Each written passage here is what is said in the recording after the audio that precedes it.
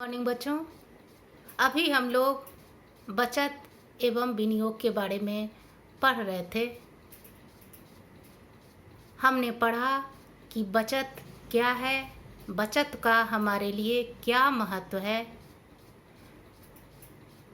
बचत और विनियोग में क्या अंतर है तथा हम अपने बचत की गई धनराशि को किन किन योजनाओं में और कहाँ-कहाँ निवेशित कर सकते हैं या जमा कर सकते हैं।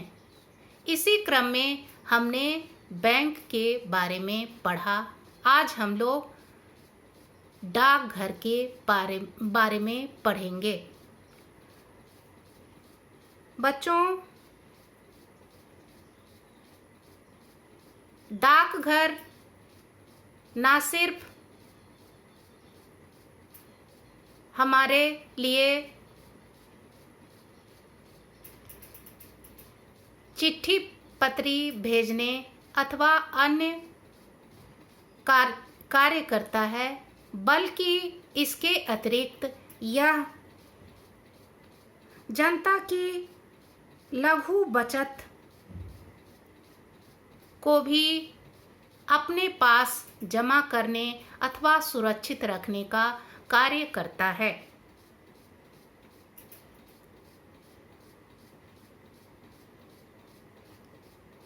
डाकघर बचत योजना का मुख्य उद्देश्य आम जनता के अल्प बचत की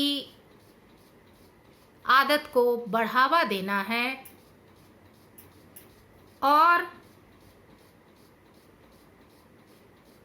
उनके धन को सुरक्षित रखना है। बच्चों, डाकघर में खाता खोलने के लिए हमें कुछ प्रक्रियाएं करनी पड़ती हैं। इसमें पहला है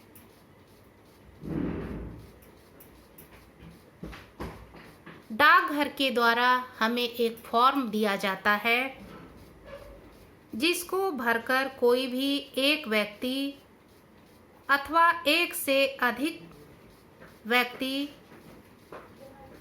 संयुक्त रूप में 5 रुपया जमा कर खाता खोल सकता है। वैसे बच्चे जिनकी आयु 18 वर्ष से कम है, उनके माता पिता उनके लिए खाता खोल सकते हैं।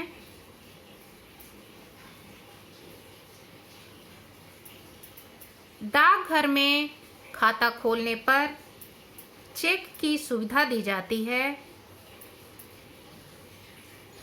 चेक बुक लेने के लिए जमाकर्ता के खाते में कम से कम 100 रुपया होना चाहिए।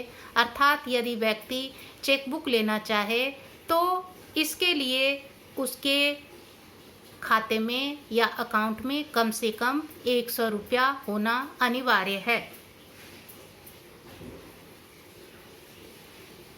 खाता खोलने पर एक पासबुक भी दिया जाता है, जिसमें जमा की गई धनराशि तथा निकाली गई धनराशि का पूरा विवरण लिखित होता है।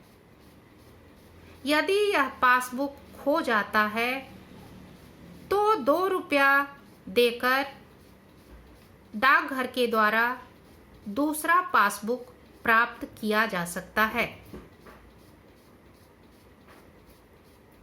डाकघर में पैसा चेक, मनी ऑर्डर, ड्राफ्ट तथा नकद रूप में जमा कराया जा सकता है। डाकघर में खोले गए खाते की यह विशेषता होती है कि मुख्य डाकघर के अधीन जिस डाकघर में खाता खोला गया हो, उसके अधीन किसी भी डाकघर में पैसा जमा कराया जा सकता है। यदि किसी उप डाकघर में खाता खोला गया हो तो मुख्य डाकघर में भी पैसा जमा करवाया जा सकता है, परंतु पैसा केवल उसी डाकघर या उप डाकघर से निकाला जा सकता है, अर्थात जहां पर खाता खोला गया है। कहने का अर्थ कि पैसा हम मुख्य डाकघर के अधीन किसी भी उप डाकघर में जमा कर सकते हैं, लेकिन जब हम पैसा निकालने जाते हैं तो हमें रकम उसी धनराशि से निकालना होता है जहां हमारा खाता खुला होता है। डाकघर में वर्तमान में ब्याज की दर 4.5% यानी 4.5% है।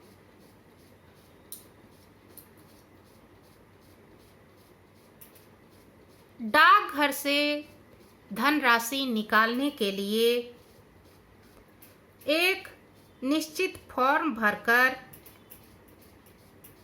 पासबुक के साथ डाकघर में दिया जाता है।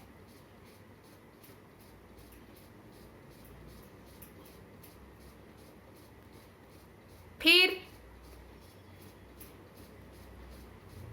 वहाँ के अधिकारी या पदाधिकारी फॉर्म में किए गए हस्ताक्षर का मिलान नमूने के हस्ताक्षर से करते हैं और हस्ताक्षर का मिलान सही पाए जाने पर ही धनराशि का भुगतान करते हैं। यदि नमूने के हस्ताक्षर में और फॉर्म वाले हस्ताक्षर में अंतर होता है तो धनराशि का भुगतान नहीं किया जाता है। ऐसी स्थिति में किसी अन्य व्यक्ति के द्वारा जमाकर्ता की पहचान करने पर या उसकी गवाही देने के बाद ही डाकघर के द्वारा धनराशि का भुगतान किया जाता है।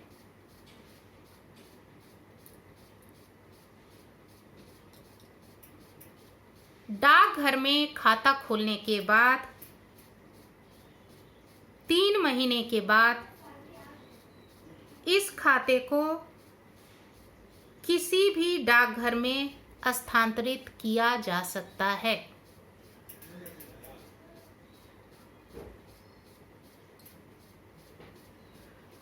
डाकघर में विभिन्न प्रकार की बचत योजनाएं उपलब्ध हैं जो इस प्रकार से हैं, जैसे डाकघर संचयी सावधिक जमा योजना।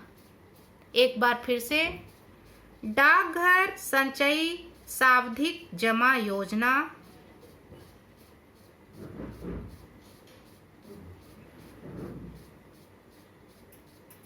यह वह बचत योजना है जिसमें वैसे व्यक्ति या परिवार के लोग अपनी धनराशि जमा कर सकते हैं जिनकी आमदनी कम होती है और जिनके बचत की धनराशि भी कम होती है।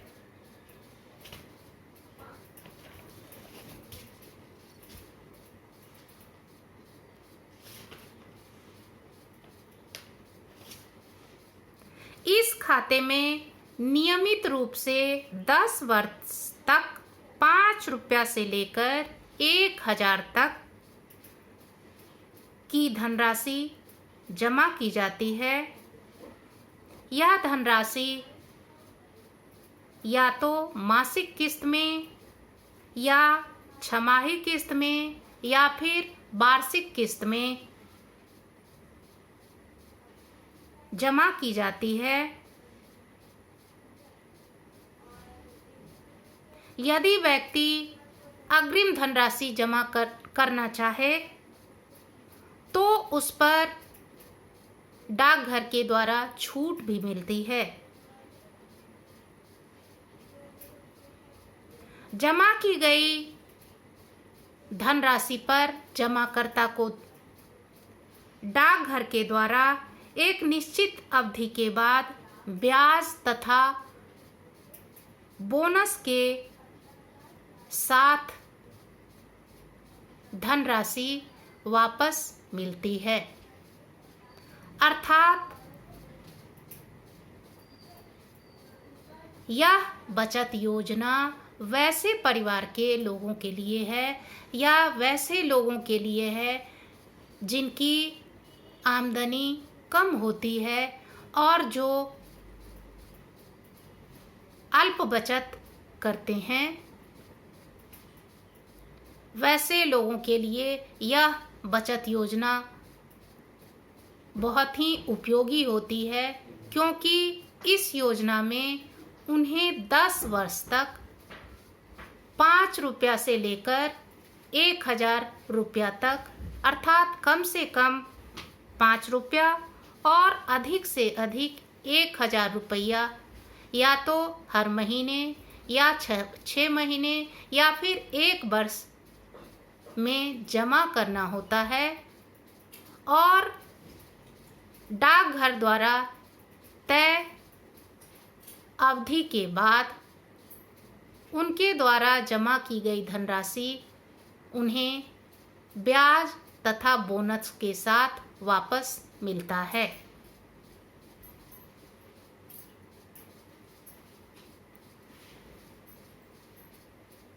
लेकिन यदि 10 वर्षीय लेखा में 10 बार धन न जमा करवाया जाए तो खाता समाप्त समझा जा सकता है और शेष किस्तों और बाद में शेष किस्तों और नियमों द्वारा निर्धारित दर पर ब्याज देकर खाता फिर से शुरू किया जाता है।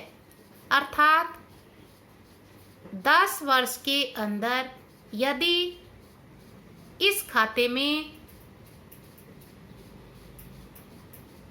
कम से कम 10 बार धन नहीं जमा कराया जाता है तो डाकघर के द्वारा इस खाते को बंद कर दिया जाता है और बाद में डाकघर द्वारा तय नियम और निर्धारित ब्याज जमा करने के बाद ही फिर से खाता चालू किया जाता है। इस खाते में नामांकन की सुविधा भी होती है। नामांकन के आधार पर मनोनीत व्यक्ति जमाकर्ता द्वारा जमा की गई धनराशि को पाने का हकदार होता है। इस खाते में आयकर में भी छूट मिलती है। अर्थात यदि व्यक्ति इस प्रकार का खाता खोलते हैं तो उन्हें इनकम टैक्स में भी छूट की सुविधा मिलती है। दूसरा है पंचवर्षीय आवर्तक जमा खाता, 5 years post office recurring deposit account. इस खाते में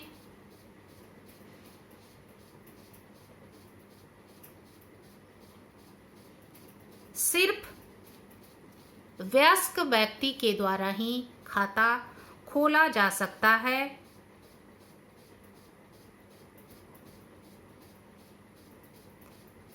इस खाते में महीने में सिर्फ एक बार धनराशि जमा करवाई जा सकती है। व्यक्ति मासिक किस्त समय से पहले भी जमा कर सकता है। ऐसे जमा खाते में भी व्यक्ति को आयकर यानी इनकम टैक्स में छूट मिलती है। इस प्रकार के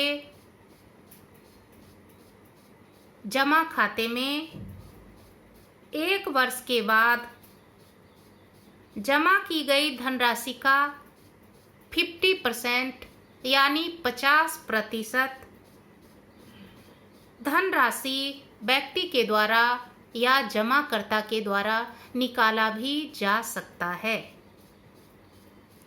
तीसरा है डाकघर सावधिक जमा खाता, पोस्ट ऑफिस टाइम डिपॉजिट। यह खाता 1, 3 तथा 5 वर्ष की अवधि के लिए खोला जाता है।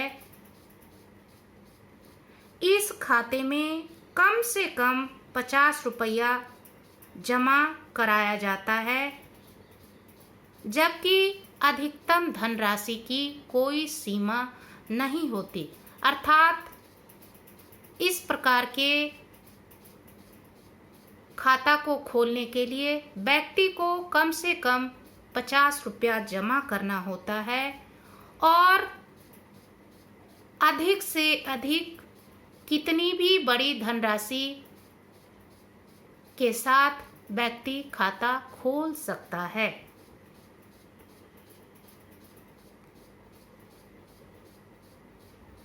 इस प्रकार के खाते में जमा की गई धनराशि पर मिलने वाला ब्याज आयकर यानी इनकम टैक्स से मुक्त होता है। धन्यवाद।